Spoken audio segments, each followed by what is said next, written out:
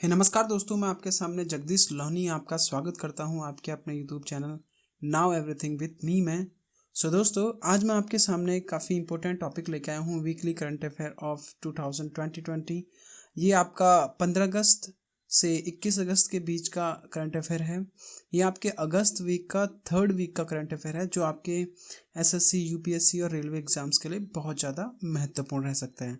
दोस्तों, इस current affair में मैं आपको कुछ मुख्य बातें बताऊंगा जो अगस्त के थर्ड वीक में हुई हैं, जैसे कि योजना, कौन कौन सी योजना और अभियान चले हैं, प्रथम या निर्माण जो नई नई चीज़ें हुई हैं, और किसने अंतर्राष्ट्रीय और राष्ट्रीय किसने इस्तीफा दिया है, और खेल समाचार कि खेल से कौन कौन से समाचार जुड़े हैं, और दिवस के बारे में बताऊंगा। ओके, और तो कौन सी नियुक्तियां हुई हैं और किन किन का अगस्त के थर्ड वीक में निधन हुए हैं। ओके दोस्तों, दोस्तों, यदि आपको इस प्रकार की जानकारी चाहिए तो आप इस वीडियो को पूरा देख सकते हैं, अदरवाइज अपना टाइम वेस्ट ना करें। ओके दोस्तों, तो यदि आपको ये वीडियो अच्छा लगे तो इसे लाइक कर दें और अपने इस यूट्यूब चैनल को सब्सक्राइब कर दें। ओके दोस्तों, चलते हैं आज के टॉपिक की ओर। सबसे पहले हमारा टॉपिक आता है योजना और अभियान, जो प्रधानमंत्री one sun one word one grid योजना। एक तो पहले ये चली है, आइस फॉर इम्यूनिटी अभियान ये चला है। पढ़ाई तुम्हार पार योजना का शुभारंभ किस राज्य ने शुरू किया है। ओके, और ये ट्राइफीड परियोजना क्या है। तो ये 4 क्वेश्चन है अभियान और परियोजना से। चलते हैं पहले क्वेश्चन की ओर। प्रधानमंत्री one sun one word one grid योजना क्या है। हाल ही में प्रधानमंत्री नरेंद्र मोदी जी ने one sun one word one grid योजना नामक योजना घोषणा की है। इसके अंतर्गत 140 देशों को कॉम ग्रिड के माध्यम से जोड़ा जाएगा, जिसका उपयोग सौर ऊर्जा स्थानांतरण में किया जाएगा। ओके दोस्तों, इस योजना का नवीन और नवीनीकरण ऊर्जा मंत्रालय द्वारा तैयार किया जाएगा। तो इसमें 140 देशों को कॉम ग्रिड जोड़ा जाएगा, जिससे ऊर्जा का स्थानांतरण किया जाएगा, सौर ऊर्जा का स्थानांतरण इसके द्वारा किया जाएगा। ओके दोस्तों, तो नवीन ऊर्जा के मंत्रालय के मंत्री जो हैं राजकुमार सिंह जी हैं। आयुष फॉर इम्यूनिटी अभियान क्या है। आयुष मंत्रालय के द्वारा शुरू किया गया आयुष फॉर इम्यूनिटी अभियान, इस अभियान को वेबिनार के द्वारा शुरू किया गया, जिसमें 50,000 से ज़्यादा लोग शामिल थे। आयुष मंत्रालय द्वारा वेबिनार को आयुष वर्चुअल कन्वेंशन सेंटर अपने नए डिजिटल संचार प्लेटफॉर्म पर स्ट्रीम किया गया। ओके, इनका ये नया डिजिटल प्लेटफॉर्म है, इस पे ही स्ट्रीम किया गया। आइस फॉर इम्यूनिटी अभियान का मुख्य उद्देश्य है भारत के नागरिकों की रोग प्रतिरोधक क्षमता को बढ़ाना तथा रोगों से लड़ने के लिए नए समाधानों को खोजना और उन समाधानों को जनता तक पहुंचाना और नई नई इंग्रेडिएंट्स को प्रोडक्ट का बताना। ओके दोस्तों, तो पढ़ाई त्योहार पार योजना का शुभारंभ किस राज्य द्वारा किया गया है। छत्तीसगढ़ सरकार या छत्तीसगढ़ राज्य द्वारा पढ़ाई त्योहार नई योजना का शुरुआत किया गया। ओके दोस्तों, अब बताए ट्राई फूड परियोजना क्या है। केंद्रीय जनजातीय मामलों के मंत्री अर्जुन मुंडा द्वारा जनजातीय मामलों के मंत्रालय के अंतर्गत आने वाले ट्राई फूड परियोजना के तृतीय प्रसंस्करण केंद्र का वर्चुअल लॉन्च किया गया है। इस परियोजना को महाराष्ट्र, रायगढ़, छत्तीसगढ़ के जगदलपुर में शुरू किया गया है। ओके दोस्तों, इस टाइप की हैं आदिवासी बड़ी ट्राइफेड के साथ। अब आता है हमारा सेकंड टॉपिक, प्रथम एंड निर्माण। प्रथम भारतीय प्राइवेट रॉकेट के इंजन का परीक्षण किस कंपनी द्वारा किया गया है। पहला क्वेश्चन ये आता है, रेलवे ने निगरानी के लिए किस प्रणाली की शुरुआत की है। राष्ट्रीय भर्ती एजेंसी का हुआ गठन, ये क्या है। लक्ष्मी विलास बैंक ने इंस्टेंट खाता खोलने की सुविधा किया है शुभारंभ। तो द कोरोना फाइटर गेम क्या है। तो ये कुछ क्वेश्चन है, इनको देख लेते हैं। और इससे पहले यदि आपको ये वीडियो अच्छी लग रही हो तो इसे सब्सक्राइब कर दें और इसको लाइक कर दें। चलते हैं टॉपिक की ओर। ओके, भारत की प्रथम प्राइवेट इंजन का आविष्कार किया है स्काई रूट एयर स्पेस। इस इंजन का सफलता से ट्रायल 12 अगस्त 2020 को, इसी दिन भारत के स्पेस अभियान के जनक विक्रम साराभाई जी का जन्मदिन है। इसी के अवसर पे इस जो रमण इंजन है इसका परीक्षण किया है जो सफल रहा है। ओके, तो स्काई रूट एयर स्केप, तो जो ये रमन है, ये है रमन, इस टाइप का इंजन है। और इसके संस्थापक जो है, स्काई रूट के संस्थापक है पवन कुमार चंदन, ये है पवन कुमार चंदन जी। ओके, रेलवे के निगरानी के लिए किस प्रणाली की शुरुआत हाल ही में की है? रेलवे के प्रणाली के लिए ड्रोन आधारित निगरानी प्रणाली की शुरुआत की है। रेलवे सुरक्षा प्रदान की गई है। आरपीएफ ने रेलवे सुरक्षा मद्देनजर रखते हुए ज़्यादा से ज़्यादा ड्रोन का इस्तेमाल करने का निर्णय लिया है। अभी कुछ ड्रोन सुरक्षा के लिए आरपीएफ ने 9 ड्रोनें खरीदी हैं। ड्रोन का उपयोग मुख्य रूप से सुरक्षा बल को मजबूत करना है। और रेलवे के मंत्री कौन है? पीयूष गोयल। तो ड्रोन किस टाइप के होंगे? राष्ट्रीय भर्ती एजेंसी का हुआ गठन। तो कैबिनेट मंत्रिमंडल ने राष्ट्रीय भर्ती एजेंसी, नेशनल रिक्रूटमेंट एजेंसी के गठन को दे दी है मंजूरी। राष्ट्रीय भर्ती एजेंसी का मुख्य उद्देश्य होगा केंद्रीय स्तर की नौकरियों के लिए भर्ती प्रक्रिया में परिवर्तन लाना तथा उसे सुधार लाना। सुधार की स्पेलिंग थोड़ा मिस्टेक है, पीडीएफ में आपको सही करके दे दूंगा। इसमें रेलवे मंत्रालय, वित्त मंत्रालय, सेवा विभाग, एसएससी, आरबी और आरआरबी और आईबीपीएस के प्रतिनिधि शामिल होंगे। ओके दोस्तों, अब आते हैं लक्ष्मी विलास बैंक ने इंस्टेंट खाता खोलने की सुविधा का किया शुभारंभ। लक्ष्मी विलास बैंक ने ग्राहकों की सुविधा के लिए नई डिजिटल पहल शुरू की है।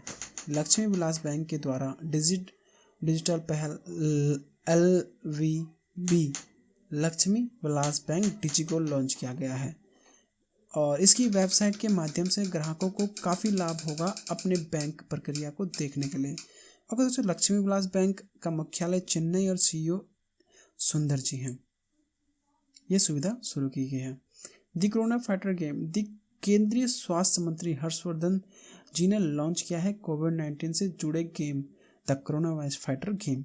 इस गेम में वास्तविक दुनिया में लोगों के कार्यों को प्रभावित करके उन्हें सही सावधानी बरतने एवं कोरोना संक्रमण से बचने के लिए याद दिलाने के लक्ष्य से किया जाता है। मतलब देखिए, इसका मतलब ये है कि जो हमारे रियलिटी ज़िंदगी में हम किस तरीके से कोरोना वायरस से बचें या किसी भी उन चीज़ों से बचें जो हमारे शरीर के लिए हानिकारक होते हैं, उन चीज़ों के बारे में इस गेम में बताया जाएगा। ओके दोस्तों, ये बच्चों के लिए खाली स्पेशल ही है और बड़े भी इसका यूज़ कर सकते हैं।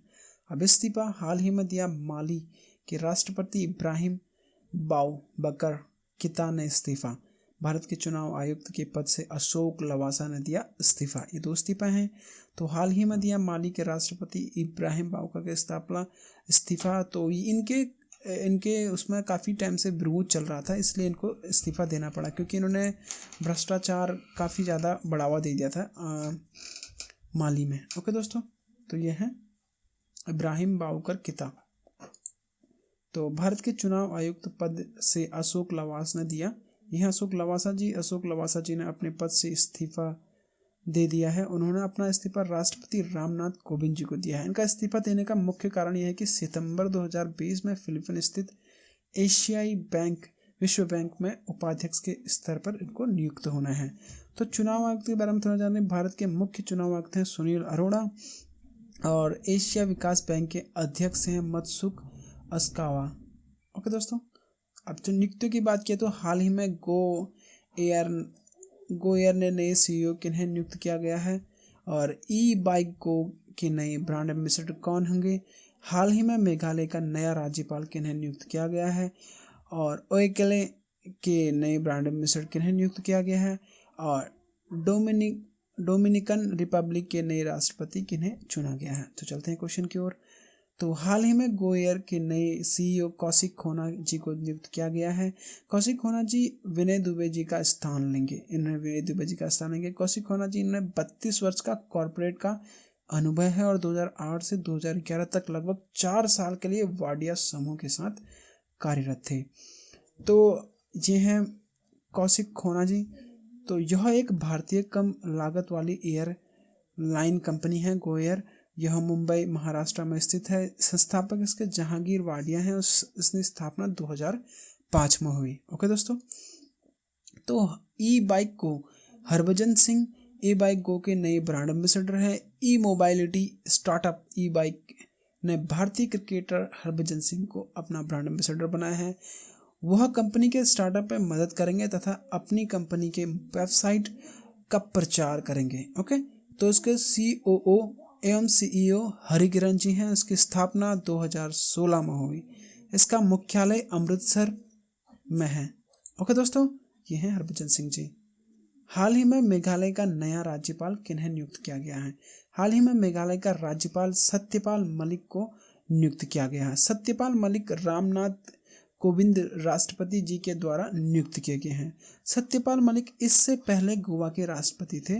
इससे पहले गोवा के राज्यपाल तथागत राय थे, जिनका स्थान लिया है सत्यपाल मलिक जी ने। मेघालय के मुख्यमंत्री कनराड संगमन है। तो यह है सत्यपाल मलिक जी।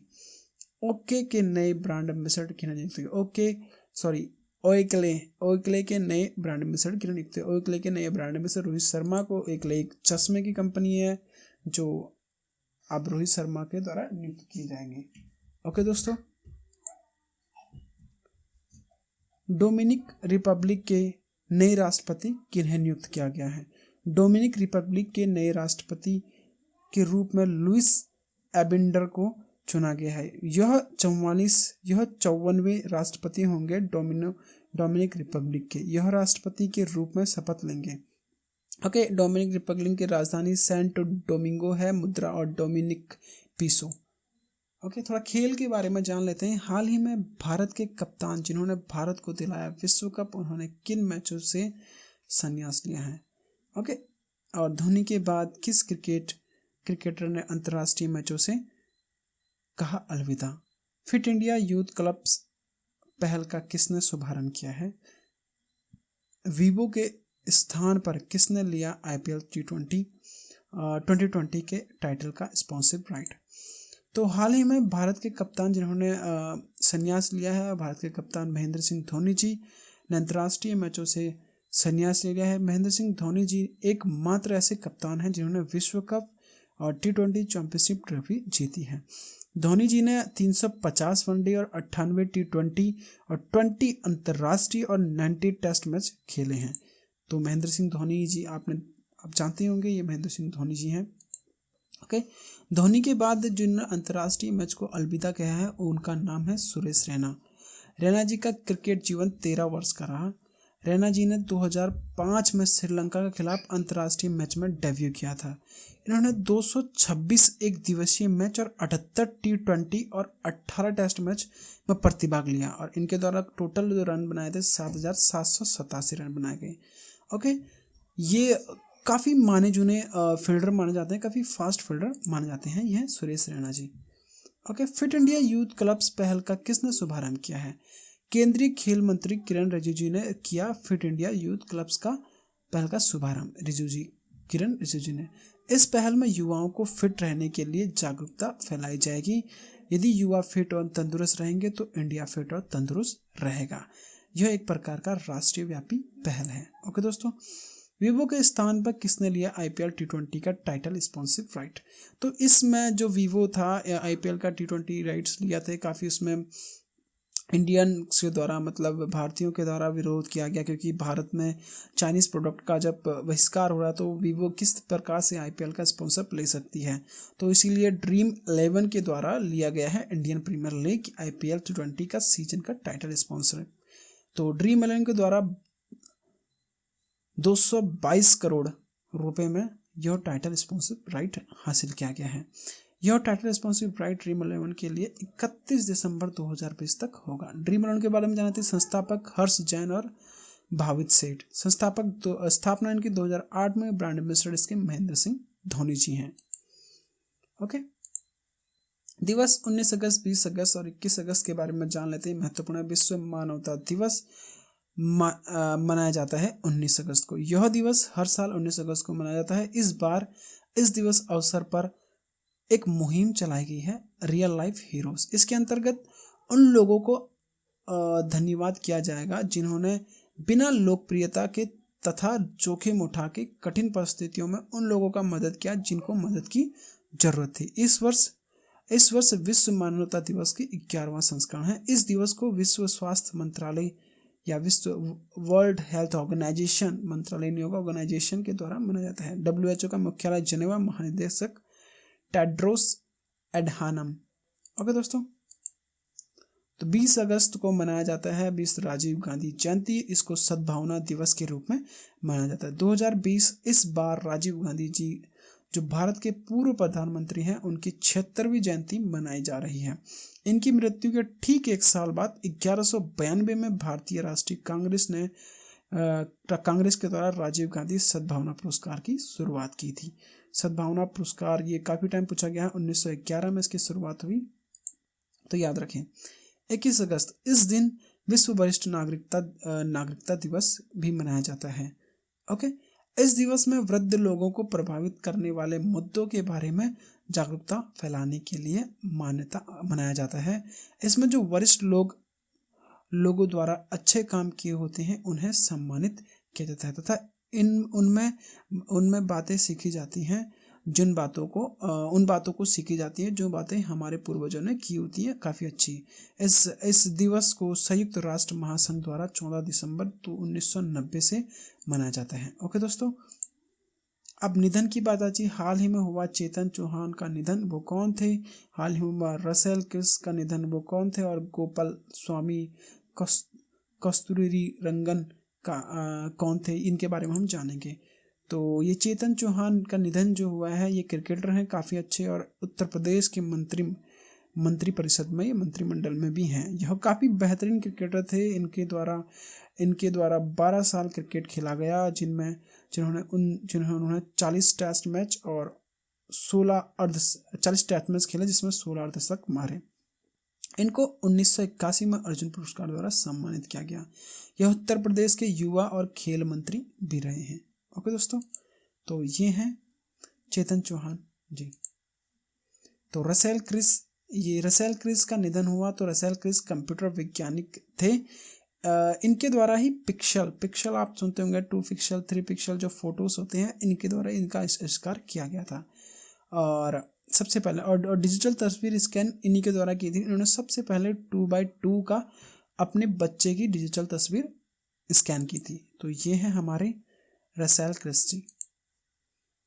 गोपाल स्वामी कस्तूरंगन का हाल ही में हुआ निधन। यह पूर्व क्रिकेटर थे। इनका जन्म 12 अक्टूबर 1930 में हुआ और ये तमिलनाडु के निवासी थे। इनका क्रिकेट जीवन शुभारंभ रणजी ट्रॉफी 1948 से 1950 सीजन के मैसूर से हुई और इनके द्वारा 1963 में प्रथम श्रेणी क्रिकेट से संन्यास ले लिया गया। यह BCCI मैदान और पिच समिति के अध्यक्ष थे और कर्नाटक राज्य क्रिकेट संघ के उपाध्यक्ष के रूप में भी कार्य किया है इन्होंने। ओके दोस्तों, तो ये हैं हमारे गोपाल स्वामी जी। तो दोस्तों, आपके ये सारे टॉपिक्स कंप्लीट हो चुके हैं। योजना, अभियान और निर्माण, इस्तीफा और सभी चीज़ नियुक्तियाँ आई थिंक कंप्लीट हो चुकी हैं। यदि आपको ये वीडियो अच्छा लगा हो तो दोस्तों अगेन आपसे कहूँगा कि इसे लाइक कर दें और अपने इस YouTube चैनल को सब्सक्राइब कर दें। दोस्तों, अगर आपका प्यार मेरे पास बना रहेगा तो मैं इसी तरीके की वीडियो बनाते रहूँगा। और खासकर एक इम्पोर्टेंट चीज़ मैं बताना चाहूँगा, इस वीडियो की डिस्क्रिप्शन में आपको इसका PDF लिंक मिल जाएगा और साथ ही इसका क्विज़ का भी लिंक मिल जाएगा। यदि आपने वीडियो पूरा देख लिया तो PDF और क्विज़ भी जरूर लगाएं। धन्यवाद दोस्तों।